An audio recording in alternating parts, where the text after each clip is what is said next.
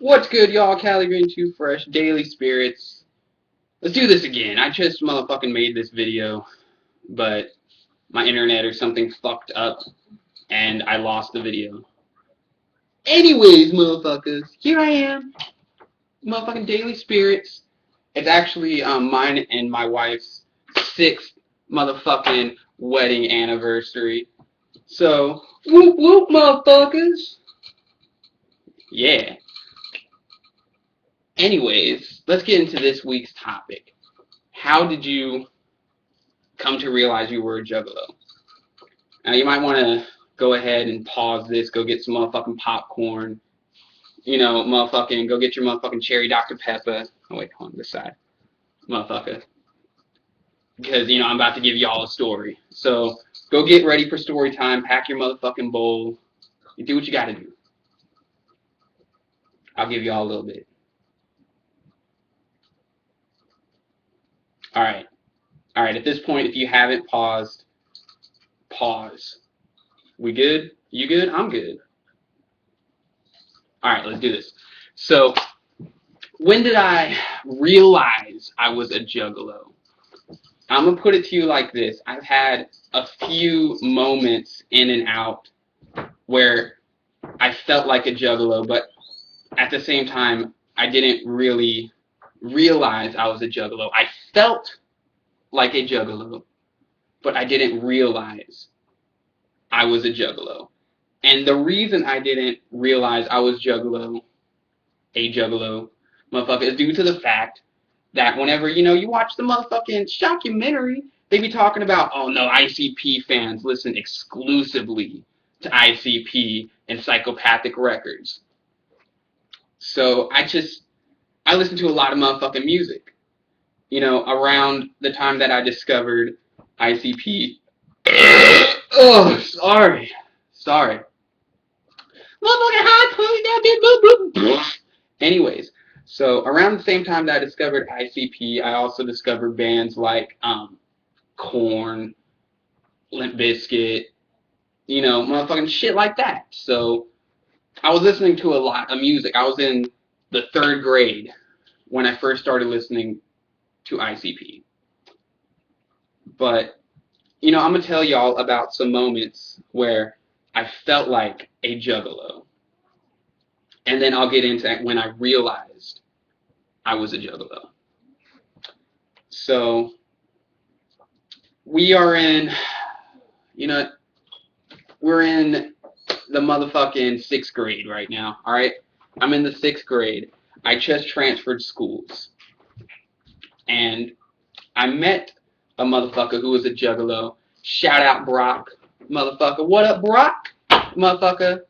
Not to be confused with Obama. Fuck Barack Obama. This motherfucker's name is just Brock.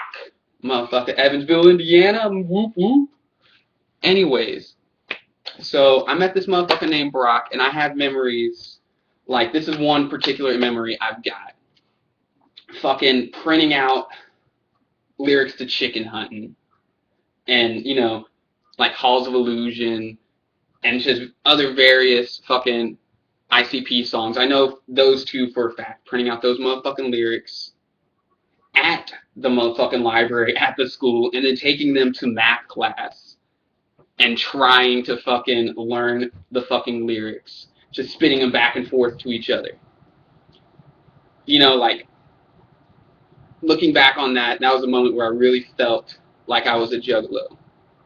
But once again, I didn't feel like I was a juggalo because you watch the documentary and, you listen exclusively to ICP and all that motherfucking shit. Anyways, so whenever I switched from that school, I went to another school after that. So I just came into this motherfucking school, met this cool motherfucker, right? Down-ass motherfucking juggalo homie. And now I gotta move over here to this shitty-ass motherfucking school. And at this place, there were 2 other juggalos. But they were a grade ahead of me. And they, I guess, felt they were on elite ninja status. And, like, I try fucking talk to them and shit, and all they can come up with is, are you ready? Alright, I'm gonna do it. I don't even give no fucks right now. I'm gonna do it. Oh, ugly Doug. You know, never understand it, but for some reason, you're ugly. So damn ugly. So yeah, motherfucker. You know, this mask somewhat pays a homage to that motherfucker as well.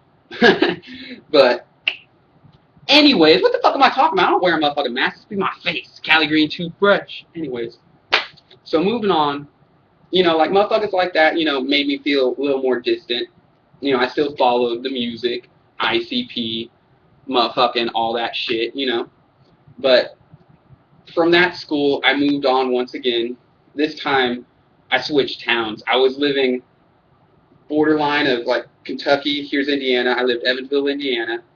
Now I went up here to the Michigan border. Here's Michigan. Here's Indiana. I lived in Fort Wayne, which, you know, isn't all too terribly far from where the wicked shit originated. So, yeah, a lot of motherfucking, you know, juggalos there. But I knew two in particular once again. Now let's talk about these two motherfuckers now, shall we? So one of them lived, well, his dad lived next door to me, basically, across the street. And we were like the only two motherfuckers that lived there. So, you know, the only time that I really had anyone to hang out with was with this motherfucker. Because I lived next door to motherfucking Prairie Farms, motherfucking milk company and shit, and there wasn't shit there. Anyways, I meet this motherfucker, and he would come to his dad's place on weekends, and we would kick it and shit. And whenever that motherfucker found out that I was going to be moving and that we might not see each other again, he decided to rip off all of my motherfucking ICP CDs first chance he got, and he was gone. So, motherfucker, sorry, I had to do that, motherfucker, because that's a bitch-ass move.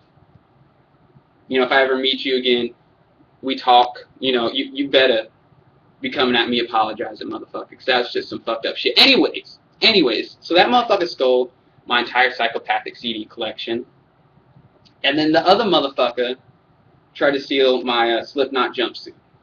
So, sure, you know, how could I?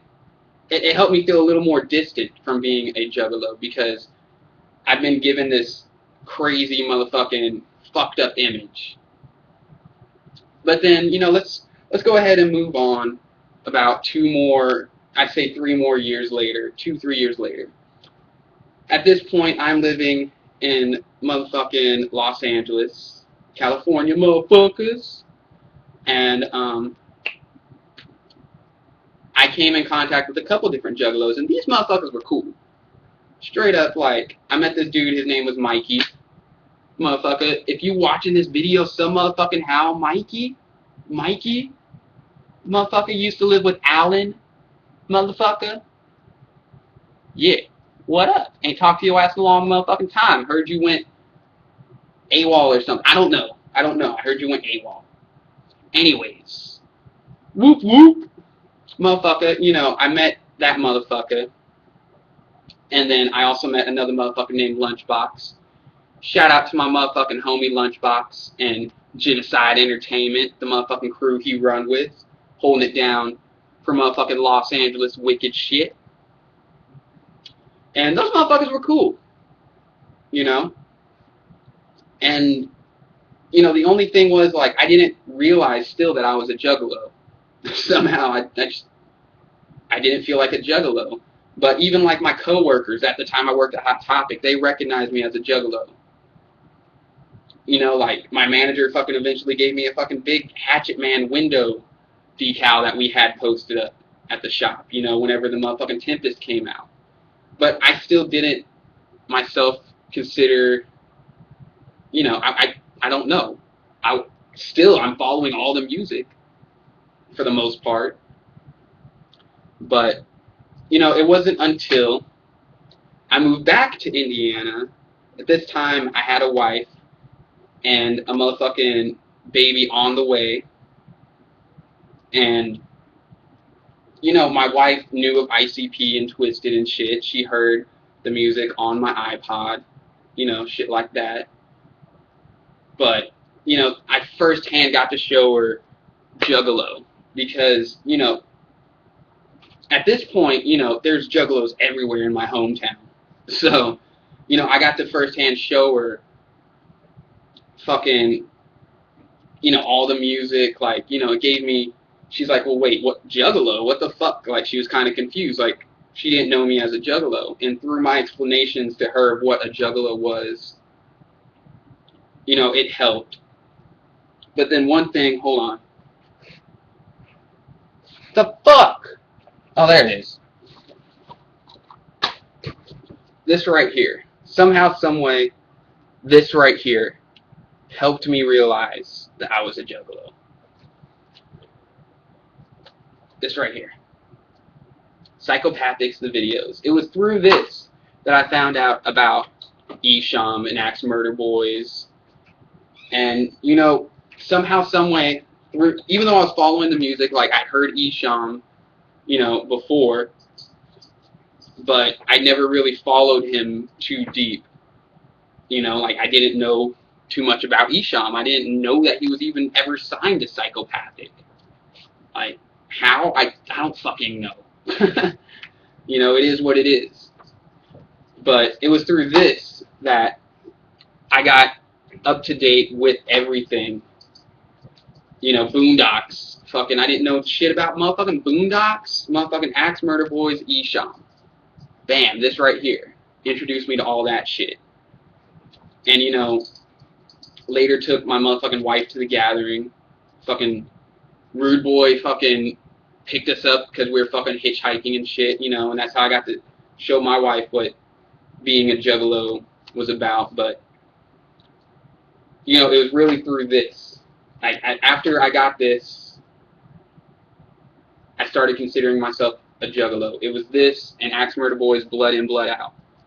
That album right there really taught me a lot about myself, I can say.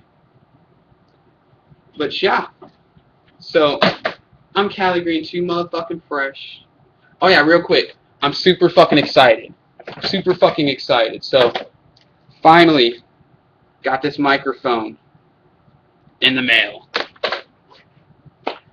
I'm about to start recording some motherfucking shit, motherfucker. So, you know, I've been talking about the Caligreen mixtape, motherfucker. But the big thing I want to talk about, well, I'll just leave you with this. Carnival Spirits, the mixtape. Caligreen too fresh. Always keep it wicked. Motherfucking fresh. Peace, y'all. Whoop whoop.